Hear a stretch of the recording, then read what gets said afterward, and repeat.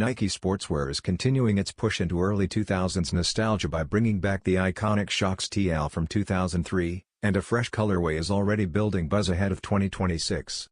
The upcoming Desert Pink edition delivers a bold yet clean look that feels perfectly timed for the spring season.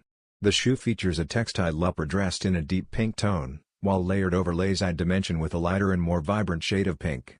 Black accents on the Nike Swoosh and outsole create strong contrast, giving the design a sharp and balanced finish. One of the highlights remains the signature full-length Shox cushioning system, which returns in an eye-catching pink color that enhances both comfort and visual appeal. This release reflects Nike's continued focus on blending heritage performance designs with modern lifestyle style.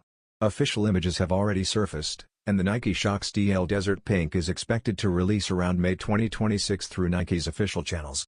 Fans of retro runners should definitely keep this pair on their radar.